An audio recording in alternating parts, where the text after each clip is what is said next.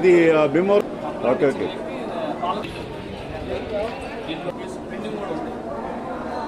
ఏంటంటే వాళ్ళు వీళ్ళు ఎలా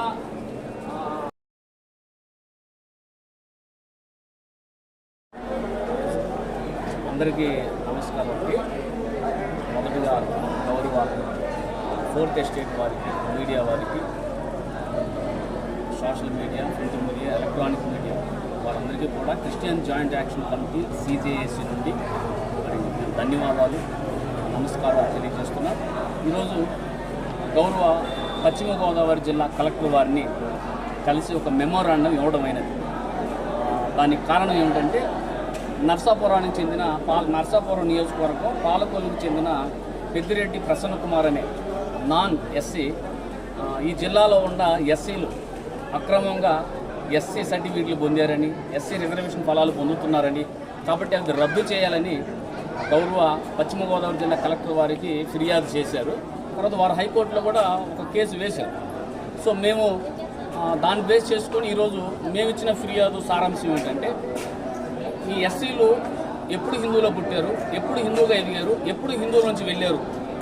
2, ఆయన ఎలా హిందువు, ఆయన ఎప్పుడు హిందువుగా పుట్టాడు, ఎప్పుడు హిందువుగా పెరుగుతున్నాడు, ఇప్పుడు దాకా ఎలా హిందువుగా ఉన్నాడు, దీనికి చట్టబద్ధమైన ఆధారాలు చూపించాల్సిన బాధ్యత అతని మీద ఉంటుంది. అది యాక్ట్ 16 ఆఫ్ 1993 సెక్షన్ 6 ప్రకారం వారు చేయాలి. అవి చేయాలి. రెండోది, మేము మా తాత ముత్తాతల వద్ద నుండి మాకు ఆ కులం సంక్రమించింది కాబట్టి తప్పుడు సర్టిఫికెట్లు పెట్టామంటే మేము ఎస్సీలు కాని వాళ్ళు సర్టిఫికెట్లు పొందితే తప్పుడు సర్టిఫికెట్ అవుతుంది. కానీ మా తాత ముత్తాతలు అందరూ కూడా, మా తల్లిదండ్రులు కూడా బై బర్త్ వాళ్ళు ఎస్సీలు, వాళ్ళు కడుపును పుట్టినందుకు మాకు ఎస్సీనే. కాబట్టి మేమేం చేసామంటే, ఈ దేశంలో ఎవరు పుట్టినా వారికి మొదట లభించేది నేషనాలిటీ ఇండియన్, రెండోది సెక్యులర్ ఇండియన్, మూడోది క్యాస్ట్, నాలుగోది జెండర్ లభిస్తుంది. కానీ పుట్టిన వ్యక్తికి మతము సంక్రమించదు యాజ్ పర్ సుప్రీంకోర్టు గైడ్లైన్స్ ప్రకారం. కాబట్టి మేమేం చేసామంటే, మొదట ఎవరైతే మత విద్వేషాలు రెచ్చగొడుతున్నారో వాళ్ళ సర్టిఫికెట్లో, వాళ్ళ రికార్డులో ఉన్న హిందూ అనే పదాన్ని, హిందూ అనే మతాన్ని తొలగించండి. దేని ప్రకారం అంటే, గౌరవ సుప్రీంకోర్టు వారు, గౌరవ హైకోర్టు వారు 1946-48 నుండి 1996 వరకు హిందూ అనే పదం మంద కాదు, హిందూ అనే మతం మంద కాదు, అది పర్షియన్ది, అరబ్బులు పెట్టింది, విదేశీయులు పెట్టింది, అది మన మూలాలు కాదు. ఎప్పుడు కూడా సనాతన ధర్మవాదులు ఈ భారతదేశంలో ఉన్న వారందరూ హిందూ మతాన్ని స్వీకరించలేదని సుప్రీంకోర్టు వారు ఇచ్చిన ఆ జడ్జిమెంట్లో ఉన్న సారాంశాన్ని, దాన్ని బట్టి రెండోది గౌరవ హైకోర్టులు కూడా ఇదే విషయాన్ని చెప్పే తర్వాత సెంట్రల్ గవర్నమెంట్ బీజేపీ వారు 2019 అక్టోబర్ 4వ తారీఖున MHA ministry of home affairs వారి వెబ్సైట్లో ఇప్పటికీ మీరు గూగుల్లో సెర్చ్ చేస్తే ఒక మెమో దొరుకుతుంది. ఆ మెమో సారాంశం ఏంటంటే, హిందూ అనే పదాన్ని తొలగించండి, అన్ని ప్రభుత్వ అఫీషియల్ రికార్డ్స్లో ట్రాన్సాక్షన్లో నుండి హిందూ అనే పదాన్ని తొలగించండి. ఇది ఆ పదానికి అర్థము గౌలీ గచ్చు, అంటే అది ఒక అసభ్యకరమైన పదం కాబట్టి తొలగించండి, వాళ్ళు సర్క్యులర్ పాస్ చేశారు. సో రెండోది, RT యాక్ట్ ద్వారా 2015లో మధ్యప్రదేశ్ చెందిన చంద్రశేఖర్ గౌర్ అనే వ్యక్తి హిందూ అనే పదానికి అర్థం ఏమిటని సెంట్రల్ గవర్నమెంట్ అని అడిగితే, RT యాక్ట్ ద్వారా హిందూ అనే పదానికి నిర్వచనం లేదు, హిందూ అనే పదానికి అర్థం లేదు, దీంట్లో మా ప్రభుత్వ రికార్డులో లేదని బీజేపీ గవర్నమెంట్ వారే వాళ్ళు ఇచ్చారు. తర్వాత 2017లో అప్పటి అటార్నీ జనరల్ ముకుల్ రోహత్గి గారు జెనీవాలో జరిగిన మే నెల 2వ తారీఖు 2017లో ఐక్యరాజ్య సమితి ముందు మాకు అధికారికమైన మతం లేదు, మాది సెక్యులర్ ఇండియా, మాకు అన్ని మతాలు సమానం అని అఫిడవిట్ ఫైల్ చేశారు. సో గౌరవ సుప్రీంకోర్టు, గౌరవ హైకోర్టు ఇచ్చిన ఆ తీర్పులో ప్రస్తావించిన విషయాలను బట్టి, సెంట్రల్ గవర్నమెంట్ ఇచ్చిన సర్క్యులర్ని బట్టి, తర్వాత అటార్నీ జనరల్ గారు చెప్పింది, RT యాక్ట్ ద్వారా చెప్పిన వాటిని బట్టి ఈ దేశంలో అధికారిక మతం లేదు.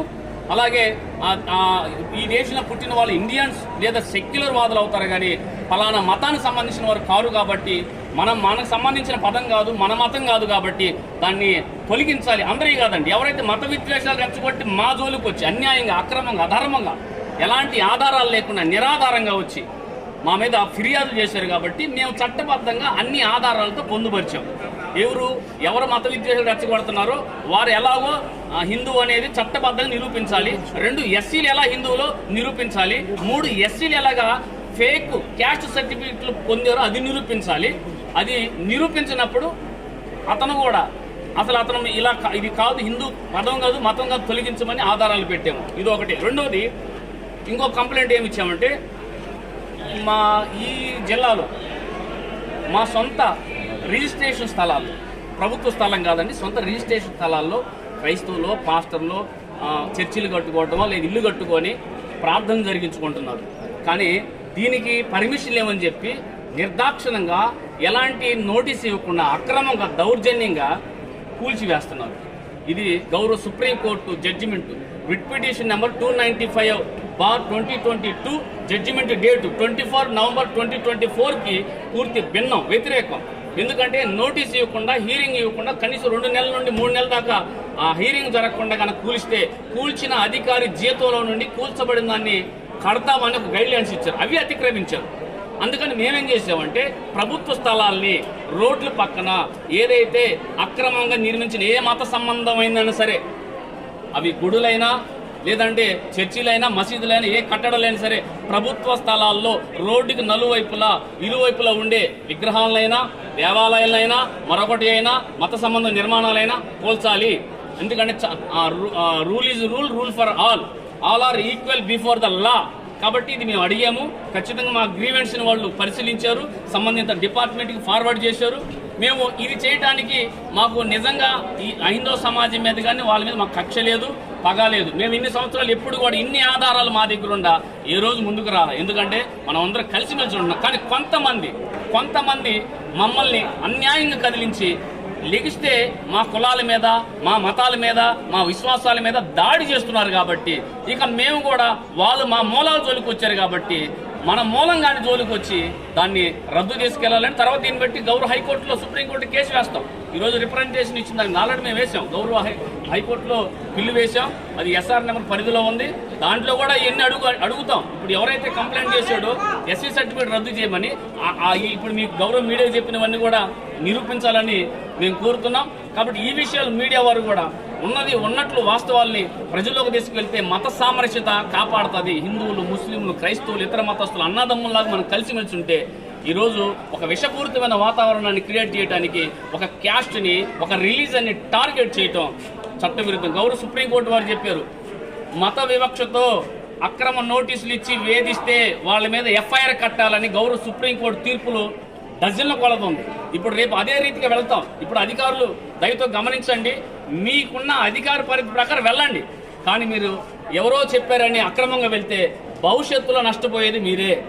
మా మనోభావాల మీద దాడి చేస్తున్నారు, మా జాతి మీద దాడి చేస్తున్నారు, ఈ భారతదేశ ప్రజల మనోభావాల మీద దాడి చేస్తున్నారు. కాబట్టి ఇప్పటి వరకు అక్రమంగా ఎక్కడెక్కడ కూల్చారో వాళ్ళు ప్రస్తుతం తప్పించుకోవచ్చు, కానీ భవిష్యత్తులో మూల్యం చెల్లించగా చట్టంతో తప్పదు. మేము కొట్టం తిట్టం వాళ్ళ గురించి క్షమించమని ప్రార్థన చేస్తాం, కానీ చట్టంతో ఎదుర్కొని బుద్ధి చెబుతామని కూడా ఈ సందర్భంగా మీ అందరికీ తెలియజేస్తున్నాను. అందరికీ వందనాలు. థ్యాంక్ యూ అండి. Thank you.